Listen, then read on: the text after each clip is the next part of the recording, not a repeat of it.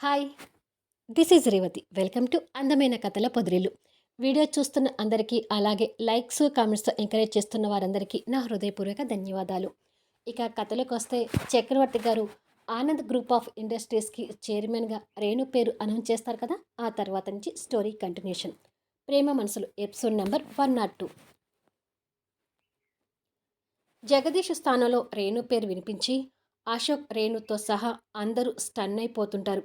అప్పటి వరకు సంతోషంగా వెలిగిపోతున్న జగదీష్ మొహంలో షాకుతో ఒక్కసారిగా రంగులు మారిపోతుంటాయి. అతనికి గుండె ఆగినంత పని అవుతూ, నేను విన్నది నిజమేనా భారతి? రేణుని చైర్మన్ అంటున్నాడేంటి? మామయ్యకి ఏమైంది? అంటాడు పక్కన కూర్చున్న భార్యతో. భారతి కూడా ఆశ్చర్యపోతూ, నాకు అదే అర్థం కావట్లేదు బావా అని అంటుంది. లాస్య కూడా ఆ షాక్కి కంగు తింటూ, మామయ్యకి ఏమైనా పిచ్చి పట్టిందా అత్త అని అడుగుతుంది. పూర్ణ కూడా భర్త వైపు షాకే చూస్తూ, ఉండవే, నాకు అసలు ఏమీ అర్థం కావట్లేదంటే నువ్వు ఇంకా కొత్త డౌట్స్ పెడుతున్నావు అంటుంది చిరాకు పడుతూ. అశోక్ కూడా ఏమీ అర్థం కాక చలనం లేనట్టుగా కూర్చున్న రేణుని, డయాస్ మీదున్న తండ్రిని మార్చి మార్చి చూసి, ఏంటి నానా అన్నట్టుగా తండ్రి వైపు చూస్తుంటాడు. చక్రవర్తి గారు కొడుకు వైపు చూసి అవును అన్నట్టుగా కళ్ళతో సైగ చేస్తాడు. ఇక రేణుకైతే మైండ్ బ్లాంక్ అయ్యి పని చేయటం ఆగిపోయి వణుకుతున్న చేతులతో అశోక్ చేయిని గట్టిగా పట్టుకుంటుంది. దాదాపు బంధుమిత్రులు, స్టాఫ్ కూడా ఆ అనౌన్స్మెంట్ విని ఆశ్చర్యపోతూ వాళ్ళల్లో వాళ్ళు మాట్లాడుకుంటూ ఉంటారు. డయాస్ మీదున్న చక్రవర్తి గారు అందరినీ ఉద్దేశించి మాట్లాడుతూ, ఆనంద్ గ్రూప్ ఆఫ్ ఇండస్ట్రీస్లో ఆనంద్ అంటే నా కుమారుడి పేరు అని మీరు అందరికీ తెలిసినది. అంటే ఈ కంపెనీ నా కుమారుడైన ఆనంద్కి చెందినది. సో వారసత్వంగా ఈ కంపెనీ బాధ్యతల్ని ఎవరికి చెందాలో వారికే ఇవ్వాలని ఆలోచించి, అండ్ కంపెనీ భవిష్యత్తుని, ఈ కంపెనీలో వర్క్ చేస్తున్న ఎంప్లాయ్ భవిష్యత్తుని దృష్టిలో పెట్టుకొని మా ఆనంద్ భార్య అయిన నా కోడలు రేణుకి ఈ కంపెనీ చైర్మన్ బాధ్యతలను ఈ క్షణం నుంచి అప్పగిస్తున్నాను అని అంటాడు. దాంతో ఇప్పటి వరకు కాస్త డైనమాలో ఉన్న వారందరూ కూడా ఇది నిజమే అనే నిర్ణయానికి వచ్చి ఆశ్చర్యపోతుంటారు. రేణు అశోక్ చెయ్యి అంతే పట్టుకుని, ఏంటి అశోక్ ఇదంతా అని అడుగుతుంది. అశోక్ రేణు చెయ్యి మీద చెయ్యి పెట్టి, నాకు అదే అర్థం కావట్లేదు రేణు, కానీ నాన్నగారు తన నిర్ణయాన్ని మార్చుకొని ఇలా నీ పేరు అనౌన్స్ చేశారంటే ఖచ్చితంగా ఏదో కారణం ఉండొచ్చు. నువ్వు కాస్త రిలాక్స్గా ఉండు అని అంటాడు. తిరిగి చక్రవర్తి గారు మాట్లాడుతూ, ఇన్నాళ్ళు ఈ కంపెనీలో మీరందరూ నాకు ఎలాంటి గౌరవ మర్యాదలు ఇచ్చారో ఇప్పుడు మా కోడలు రేణుకు కూడా అలాంటి గౌరవ మర్యాదలు ఇచ్చి కంపెనీ అభివృద్ధికి సహకరిస్తారని మనస్ఫూర్తిగా కోరుకుంటున్నాను అని అంటాడు. దాంతో ఆ ప్రదేశమంతా చప్పట్లతో మారుమోగుతుంటుంది.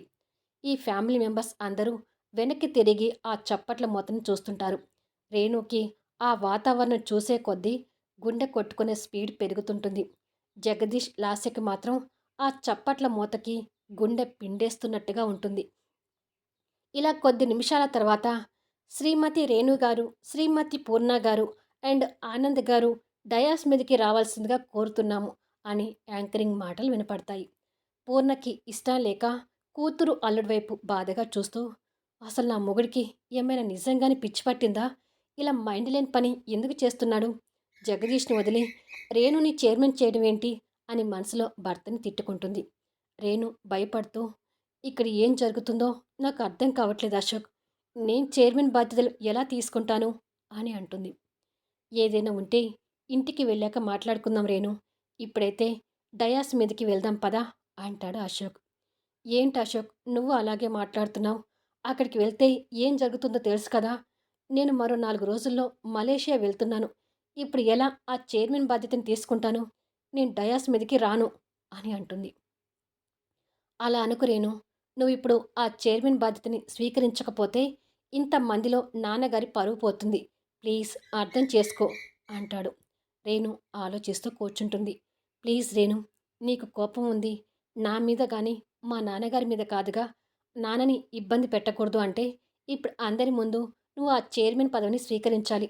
ఇంటికి వెళ్ళాక నీకు ఇష్టం లేదని నాన్నగారికి నచ్చ చెప్పుకుంది కానీ ఇప్పుడైతే వెళ్దాం పదా అని రేణు చేపట్టుకొని తీసుకెళ్తూ తల్లి వైపు చూసి, వెళ్దాం రామ్మా అంటాడు. పూర్ణ కూడా అందరి ముందల భర్త పరువు పోకూడదని ఆలోచించి ఇష్టం లేకపోయినా వాళ్ళిద్దరితో వెళ్తుంటుంది. రేణు డయాస్ మీదకి వెళ్ళగానే చక్రవర్తి గారు వారికి ఎదురు వెళ్ళి ప్రేమగా కోడలి తల నిమురుతూ, నీకంతా అయోమయంగా ఉంది కదా రేణు, కానీ నేను అన్నీ ఆలోచించే ఈ నిర్ణయం తీసుకున్నానమ్మా అని కొడుకు వైపు చూసి రేణుని తీసుకెళ్ళి చైర్మన్ సీట్లో కూర్చోబెట్ట ఆనంద్ అంటాడు. ఏంటి నాన్న ఈ సడన్ చేంజ్ అని అడుగుతాడు. వారసత్వ ప్రకారం కంపెనీ బాధ్యతలు మీరు మాత్రమే తీసుకోవాలని సడన్గా ఈ నిర్ణయం తీసుకున్నాను అని అంటాడు కాస్త తడబడుతూ. అశోక్ ఆ తడబాటుని అనుమానంగా చూస్తుంటాడు. చక్రవర్తి గారు అది గమనించి, దుర్ముహూర్తం వచ్చేలోపే ఈ కార్యక్రమం అయిపోవాలి, రేణుని తీసుకెళ్ళి చైర్మన్ సీట్లో కూర్చోబెట్టు అంటూ తొందర పెడతాడు. కానీ పూర్ణ మాత్రం అక్కడ జరుగుతుంది జీర్ణించుకోలేకపోతుంటుంది. కానీ అందరి ముందు తను సైలెంట్గా ఉండక తప్పడం లేదు. అశోక్ తండ్రి వైపు అనుమానంగా చూస్తూనే ఇంకా అయోమయంలో ఉన్న రేణు చేయి పట్టుకొని చైర్ దగ్గరికి తీసుకెళ్తుంటాడు. పూర్ణ భర్త చెవి దగ్గరికి వచ్చి, ఏమిటండి ఇదంతా, మీకు మైండ్ పనిచేయడం ఆగిపోలేదు కదా అని అడుగుతుంది కోపంగా. చక్రవర్తి గారు మొహంలోకి కాస్త సీరియస్నెస్ తెచ్చుకుంటూ, మైండ్ పని చేయటం మొదలైంది కాబట్టే ఈ నిర్ణయం తీసుకున్నాను అంటాడు భార్యకు మాత్రం వినిపించేటట్టుగా. కానీ పూర్ణ అదంతా ఇష్టం లేనట్టుగా మొహం పెడుతుంది. జగదీష్ కూడా అక్కడ జరుగుతుంది చూసి తట్టుకోలేకపోతుంటాడు. రేణు ఆ చైర్ని చూసి దానిలో కూర్చోడానికి సంశాయిస్తుంటే అశోక్ తన 2 భుజాల మీద చెయ్యి వేసి పట్టుకుని కూర్చోబెడతాడు. తర్వాత తనకి శాల్వా కప్పి పుష్పగుచ్చం అందిస్తాడు. ఆ తర్వాత పూర్ణ కూడా అయిష్టంగా మొహం పెడుతూ రేణుకి శాల్వా కప్పి పుష్పగుచ్చం ఇస్తుంది. తర్వాత చక్రవర్తి గారు Anand group of industries chairman పదవిని స్వీకరిస్తున్నట్టుగా పేపర్స్ పెనుని తన చేతిలో పెడతాడు. రేణు ఆ పేపర్స్ వైపు చూసి తిరిగి అశోక్ వైపు ఇబ్బందిగా చూస్తుంటుంది. పర్వాలేదు సైన్ చెయ్యి అన్నట్టుగా తన కళ్ళ సైగతో చెప్తాడు అశోక్. రేణు కోపంగా కనిపిస్తున్న పూర్ణ మొహంలోకి చూసి తిరిగి చక్రవర్తి గారిని చూస్తుంది. నువ్వేమీ ఆలోచించకుండా సైన్ చేయమ్మా అంటాడు చక్రవర్తి గారు. రేణు అది విని కింద ఉన్న భారతి జగదీష్ లాస్యని చూసి తిరిగి పేపర్స్ వైపు చూసి ఇక తప్పదనుకొని ఆ పేపర్స్ మీద సైన్ చేస్తుంటుంది. జగదీష్ ఆ అవమానం భరించలేక లేచి బయటికి వెళ్తాడు. భారతి వెళ్తున్న జగదీష్ వైపు బాధపడుతూ చూస్తుండిపోతుంది. లాస్య కూడా అదంతా చూసి భరించలేకపోతూ, నా కర్మేంటి ఇలా కాలుతుంది, మరో 4 రోజుల్లో ఈ దెయ్యం వదిలి వెళ్ళిపోతుందని సంబరపడుతుంటే చైర్మన్ పదవిచ్చి కూర్చోబెడుతున్నారేంటి అని తిట్టుకుంటుంది. రేణు సైన్ చేస్తుండగానే మరొకసారి ఆ ప్రదేశమంతా చప్పట్లతో మారుమోగుతుంటుంది. లాస్య కోపంగా చూస్తూ, మా అన్నయ్య కూర్చోవలసిన చైర్లో రేణు కూర్చోడం చూడలేకపోతున్నాను అని అనుకొని తను కూడా బయటకు వెళ్తుంది. ఇంటికి చేరిన జగదీష్ కోపంతో రూమ్లో సామాన్లు పగలగొట్టి కూర్చుంటాడు. భారతి రూమ్లోకి వచ్చి అదంతా చూసి భయపడుతూ వెనకగా కూర్చొని కనిపిస్తున్న జగదీష్ని చూసి బావా అని పిలుస్తుంది. జగదీష్ ఆ పిలుపు విని మనసులో మాట్లాడుకుంటూ, ఇప్పుడు నేను ఏ కాస్త తొందరపడినా నాకే ముప్పు, జాగ్రత్తగా వ్యవహరించడం తప్ప ఇప్పుడు నేను ఏమి చేయలేను అని అనుకొని నిదానంగా కోపాన్ని కంట్రోల్ తెచ్చుకుంటూ భారతి వైపుకు తిరుగుతాడు. నీ బాధ నాకు అర్థమవుతుంది బావా, నాన్న ఇలా చేస్తాడని అనుకోలేదు. అసలు నాన్న ఇలా ఎందుకు చేశాడో నేను కనుక్కుంటాను అని అంటుంది భారతి. వద్దు భారతి, నువ్వు మావయ్యతో ఏమీ మాట్లాడొద్దు. మావయ్య ఇలా ఎందుకు చేశాడో నాకు అర్థమైంది అంటాడు స్వార్థపు చూపుతో. ఏంటి, నాన్న ఇలా ఎందుకు చేశాడో నీకు తెలుసా, దేనికి చేశాడు అని అడుగుతుంది భారతి. జగదీష్ కాస్త తడబడుతూ, అదే భారతి, మొన్న నా వల్ల కంపెనీ సీల్ చేసే వరకు వెళ్ళింది కదా, మావయ్య అవన్నీ ఆలోచించే నేను ఆ చైర్మన్ పదవికి అర్హత కాదని అనిపించి ఇలా చేసి ఉంటారు. ఆలోచిస్తే మావయ్య తీసుకుంది కూడా కరెక్ట్ నిర్ణయమే అనిపిస్తుంది. న్యాయంగా అయితే ఆనంద్ని చైర్మన్ చేయాలి, కానీ ఆనంద్ తన బిజినెస్ విషయాల్లోనే తల మునకలై ఉన్నాడు. అందుకే మావయ్య ఆ బాధ్యతని రేణుకు అప్పజెప్పారు. ఇందులో మావయ్య తప్పేమీ లేదు అంటాడు పైకి నటిస్తూ. భారతి ఆ మాటలకి జగదీష్ని కాస్త అనుమానంగా చూసి చిందరవందరంగా ఉన్న రూమ్ వైపు చూస్తుంటుంది. జ జగదీష్కి అది అర్థమై, అంటే భారతి, మావయ్య అలా చేసేసరికి నాకు కూడా కోపం వచ్చింది. ఆ కోపంలోనే ఇలా చేశాను. కానీ ఆలోచిస్తే కంపెనీ బాధ్యతలు నాకన్నా రేణుకి అప్పజెప్పడమే మంచిదని నిర్ణయానికొచ్చాను అని అంటాడు. అంటే బావా, ఇప్పుడు నాన్న మీద నీకు ఏ కోపం లేదా అని అడుగుతుంది. లేదు భారతి, మావయ్య ఏది చేసినా మన మంచికే చేస్తాడనే నమ్మకం నాకుంది అని నమ్మ పలుకుతాడు. మరి కొద్దిసేపటికి ఇంట్లో చక్రవర్తి గారు గొడవ పడుతున్న పూర్ణతో మాట్లాడుతూ, చెప్పాను కదా పూర్ణ, వారసత్వంగా ఆనంద్కి చెందాల్సిన కంపెనీ కాబట్టి రేణుని చైర్మన్ చేశాను అని అంటాడు. పూర్ణ కోపంగా చూస్తూ, అక్కడ చెప్పిన మాటలే ఇక్కడ చెప్పి నన్ను నమ్మించాలని చూడకండి. భార్యాభర్తల మధ్య ఏ దాపురికాలు ఉండకూడదని ప్రతి చిన్న విషయమైనా నాకు చెప్పి చేసేవారు. అలాంటిది ఇప్పుడు నాకు ఒక్క విషయం కూడా చెప్పకుండా జగదీష్ని కాదని రేణుని చైర్మన్ చేసి కూర్చోబెట్టారు. కోడలుగా ఒప్పుకొని తనని కంపెనీ చైర్మన్గా ఒప్పుకుంటానని ఎలా అనుకున్నారు అని అడుగుతుంది పూర్ణ కోపంగా చూస్తూ. జగదీష్ ఆ పదవికి న్యాయం చేయలేడనిపించింది పూర్ణ. మొన్న చూసావుగా, జగదీష్ కారణంగా మన కంపెనీ మూతపడే వరకు వెచ్చింది. అందుకే నా నిర్ణయం మార్చుకొని ఆ స్థానంలో రేణుని కూర్చోబెట్టాను అని అంటాడు. మరి ఇంతకుముందు వారసత్వం అని ఏదో చెప్పారు అంటుంది అనుమానంగా చూస్తూ. చక్రవర్తి గారు సమాధానం చెప్పలేక మౌనంగా ఉంటారు. సరే, మీరన్నట్టుగానే అనుకుందాం. ముందు జగదీష్ని చైర్మన్ చేస్తానని ఎందుకన్నారు? జగదీష్ ఆ పదవికి న్యాయం చేయలేనని అప్పుడు ఎందుకు అనిపించలేదు, ఇప్పుడు ఎందుకు అనిపిస్తుంది అని నిలదీస్తుంది. చక్రవర్తి గారు మళ్ళీ మౌనంగా ఉంటారు. పూర్ణ కోపంగా చూస్తూ, పోయేదాన్ని పోనివ్వకుండా తనకి చైర్మన్ పదవి ఇచ్చి ఉంచాలని చూస్తున్నారు. ఇదే నాకు నచ్చడం లేదు. ఎన్నో ఏళ్ళుగా జగదీష్ మన కంపెనీలో మేనేజర్గా చేస్తున్నాడు. ఇప్పుడు మన జగదీష్ని కాదని నిన్న కాక మొన్న వచ్చిన ఆ రేణుకి చైర్మన్ హోదాని కట్టబెట్టారు. జగదీష్ ఏమనుకుంటాడు? జగదీష్తో ఏర్పడిన మన అమ్మాయి జీవితం ఏమవుతుందని ఒక్కసారైనా ఆలోచించారా అని అడుగుతుంది. అన్నీ ఆలోచించే ఈ నిర్ణయం తీసుకున్నాను పొన్నా. నువ్వు ఎన్ని మాట్లాడినా నా నిర్ణయంలో మార్పు ఉండదు, రాదు. నా కోడలు రేణు మాత్రమే ఆ చైర్మన్ బాధ్యతని తీసుకుంటుంది అని అంటాడు గంభీరంగా. పూర్ణ అంతే కోపంగా చూస్తూ, అంటే ఈ విషయంలో నా ఇష్టానికి విలువ ఇవ్వకుండా అంతా మీ ఇష్టం వచ్చినట్టుగానే చేస్తారా అని అడుగుతుంది. అవును అంటాడు చక్రవర్తి గారు. అర్థమైంది. మీ కోడల్ని ఇక్కడే ఉంచాలనే నెపంతో జగదీష్ని కాదని ఆ పదవిని రేణుకి ఇచ్చారు. అసలు ఎవరండి ఆ రేణు? మరో 4 రోజుల్లో ఈ ఇంటితో తనకున్న బంధాన్ని తెంపుకొని పోతుంది. ఆ తర్వాత తనెవరో మనం ఎవరో పరాయి వాళ్ళ కోసం అయిన వాళ్ళని ఇబ్బంది పెడతారా?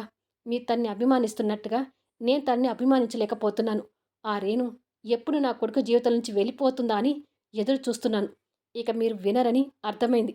నేనే తన దగ్గరికి వెళ్ళి చైర్మన్ పదవి నుంచి వైదొలగమని చెప్తాను అని వెళ్ళబోతుండగా రేణు పేపర్స్ పట్టుకొని నిలబడి ఉంటుంది. అంటే రేణు ఆ మాటలని విన్నదని అర్థం. ఇంతలో అక్కడికి అశోక్, భారతి, లాస్య కూడా చేరుకుంటారు. రేణు చక్రవర్తి గారికి దగ్గరగా వచ్చి, మీరు ఏ ఉద్దేశంతో నాకు చైర్పర్సన్ బాధ్యతని ఇచ్చారో తెలియదు కానీ ఈ బాధ్యతని స్వీకరించడానికి నేను సిద్ధంగా లేను అంకుల్. దయచేసి నన్ను క్షమించండి అని పేపర్ చేతిలో పెట్టి, ఇది నా రిజిగ్నేషన్ లెటర్ అని అంటుంది. అది చూసి పూర్ణ కాస్త రిలాక్స్ అవుతుంది. హమ్మయ్యా అని అనుకుంటున్న లాస్య. అశోక్, భారతి మామూలుగా చూస్తుండిపోతారు. చక్రవర్తి గారు ఆ పేపర్ ఓపెన్ చేసి చూసి తిరిగి రేణు వైపు చూస్తూ, నా కొడుకు అడగటం కాదమ్మా, నేను అడుగుతున్నాను. నీ విషయంలో నా కొడుకు చేసిన తప్పుని క్షమించలేవా అని అంటాడు. చక్రవర్తి గారు అలా అడగగానే రేణు సమాధానం కోసం అశోక్, భారతి కూడా ఆశగా తన వైపు చూస్తుంటారు. రేణు ముభావంగా తలదించుకొని క్షమించలేనని తలను అడ్డంగా ఊపుతుంది. దాంతో పూర్ణ రేణుని ఇంకాస్త కోపంగా చూస్తుంటే భారతి, అశోక్ వాళ్ళ ఆశ నీరు గారిపోయినట్టుగా చూస్తుంటారు. తిరిగి రేణు మాట్లాడుతూ, 2 సంవత్సరాలు నేను పడిన బాధని 8 నెలల్లో మర్చిపోమ్మంటే నేను మర్చిపోలేను అంకుల్. ఈ విషయంలో అశోక్ని ఎప్పటికీ క్షమించలేను అని పూర్ణ వైపు చూస్తూ, మీరు ఇంకా ఎక్కువ ఎదురు చూడాల్సిన అవసరం లేదు మేడం. ఇంకొక 4 రోజుల్లో మలేషియా వెళ్ళిపోతున్నాను అని చెప్పి వెళ్ళబోతుండగా, ఒక్క నిమిషం రేణు అంటాడు చక్రవర్తి గారు. రేణు తిరిగి చూస్తుంది. చక్రవర్తి గారు దగ్గరికి వచ్చి, నేను ఈ రిజిగ్నేషన్ లెటర్ని స్వీకరిస్తానని అనుకోకు. నువ్వు ఇక్కడ ఉన్నా ఇంకెక్కడ ఉన్నా ఆనంద్ గ్రూప్ ఆఫ్ ఇండస్ట్రీస్కి చైర్మన్వి నువ్వు మాత్రమే అంటాడు. రేణు ఆ మాటలు విని మౌనంగా వెనక్కి తిరిగి అశోక్ వాళ్ళని దాటుకుంటూ బయటికొస్తుంది.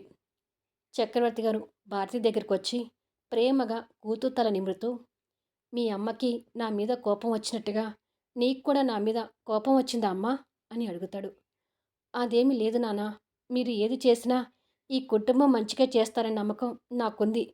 రేణుని చైర్మన్ చేయడం బావకి ముందు కోపం వచ్చినా తర్వాత అర్థం చేసుకొని ఈ విషయాన్ని పాజిటివ్గా తీసుకున్నారు అని అంటుంది భారతి. నీ మొగుడిప్పుడు అంతకన్నా ఏం చేయలేడమ్మా అని మనసులో కోపంగా అనుకుంటుండగా పూర్ణ వచ్చి అది జగదీష్ మంచితనం అని చెప్పి వెళ్తుంది. ఆమె వెనుకనే లాస్య కూడా వెళ్తుంది. వెళ్తున్న భార్య వైపు చక్రవర్తి గారు చూస్తూ పిచ్చిదాన అని మనసులో అనుకుని తిరిగి అశోక్ వైపు చూసి, మీ అమ్మ నేను పెద్దవాళ్ళం అయిపోతున్నాం ఆనంద్. మా ప్రాణాలు ఎప్పుడు ఉంటాయో ఎప్పుడు పోతాయో తెలీదు. మాకు ఏదైనా అయితే మీ అక్కని జాగ్రత్తగా చూసుకుంటావు కదా అని అడుగుతాడు కన్నీటి పొరలతో. అశోక్ ఆ మాటలకు ఆశ్చర్యపోతూ, కొత్తగా మాట్లాడుతున్నారేంటి నానా అని అడుగుతాడు. చక్రవర్తి గారు కాస్త తడబడుతూ, కొత్తగా ఏమీ కాదానంద్. మీ అక్క తమ్ముడు ఇద్దరు ఎప్పుడు కలిసి ఉండాలని చెప్తున్నాను అని అంటాడు. అశోక్ భారతి భుజం చుట్టూ చేయి వేసి, తను అక్క కాదు నాన్న, నాకు మరో అమ్మ అంటాడు అక్కవైపు అభిమానంగా చూస్తూ. చక్రవర్తి గారు వాళ్ళిద్దరిని అలా చూసి కన్నీళ్ళు తుడుచుకుంటాడు. వంశీ పోలీస్ స్టేషన్ నుంచి కారు దగ్గరికి వస్తుండగా అశోక్ దగ్గర నుంచి కాల్ వస్తుంటుంది. వంశీ ఫోన్ లిఫ్ట్ చేసి, ఏంటి ఫ్రెండ్ అని అడుగుతాడు. ఎక్కడున్నారు ఫ్రెండ్ అని అడుగుతాడు అశోక్.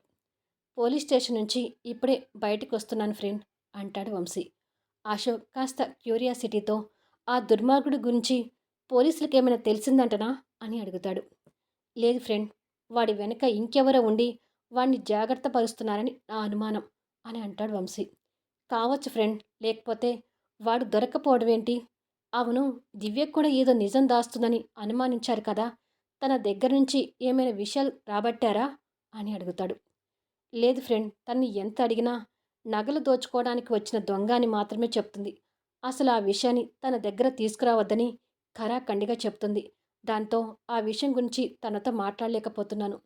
నాకేమో వాడు మళ్ళీ దివ్య మీద ఎక్కడ దాడి చేస్తాడోనని భయంగా ఉంది అంటాడు వంశీ. మీరంత భయపడాల్సిన పని లేదు ఫ్రెండ్. వాడి మీద పోలీస్ ఎంక్వైరీ జరుగుతున్నట్టుగా వాడికి కూడా తెలుస్తుంది. ఈ టైంలో వాడు బయటికి వస్తే వాడికే రిస్క్ అవుతుందని తెలుసు. దివ్యని ఇప్పుడు వాడు ఏమీ చేయలేడు. వాడు బయటికి రాకుండా ఇలా ఎన్నాళ్ళు దాక్కుంటాడో చూద్దాం అని కాసేపు వాడి గురించి మాట్లాడిన తర్వాత చైర్మన్ పదవి గురించి ఇక్కడి పరిస్థితులు చెప్పి అశోక్ ఫోన్ పెట్టేస్తాడు.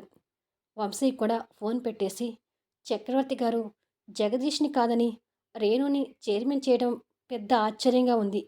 ఎందుకు ఇలా చేసి ఉంటారు అని ఆలోచిస్తూనే ఇంటికి వెళ్ళి ఈ విషయం దివ్యతో చెప్తాడు. దివ్య కూడా ఆ విషయం విని ఆశ్చర్యపోయి ఆలోచిస్తుంటుంది.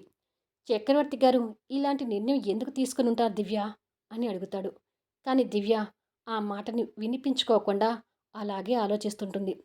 వంశీ దివ్యమోహన్ చిటికలు వేస్తూ, ఎక్కడ ఉన్నావు దివ్య అని అడుగుతాడు. దాంతో దివ్య ఈ లోకంలోకి వచ్చి, ఏదో అంటున్నారు వంశీ గారు అని అడుగుతుంది. అంటే నా మాటను వినిపించుకోలేదా? చక్రవర్తి గారు జగదీష్ని కాదని రేణుని చైర్మన్ చేయడం వెనుక ఏదైనా కారణం ఉండొచ్చా అని అడుగుతాడు. దివ్య ఆ మాటలకు తడబడుతూ, నన్నెందుకు అడుగుతున్నారు? అది నాకేం తెలుసు? అయినా వాళ్ళ కుటుంబ విషయాలు మనకెందుకు వంశీ గారు, వదిలేయండి అని వెళ్ళిపోతుంది.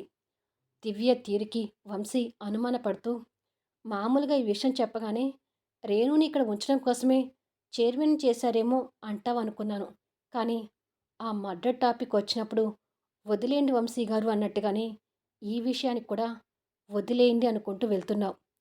మర్డర్ అటాక్ జరగటానికి రేణు చైర్మన్ కావడానికి ఏదైనా సంబంధం ఉండి ఉంటుందా అని ఆలోచిస్తుంటాడు. ఆసక్తికరంగా సాగిపోయే కథా వీడియోల్ని అస్సలు మిస్ కాకండి. ఈ వీడియోపై మీ అభిప్రాయాలు తెలుపుతూ కామెంట్స్ ఇవ్వండి. అలాగే లైక్స్ ఇచ్చి ఎంకరేజ్ చేయండి.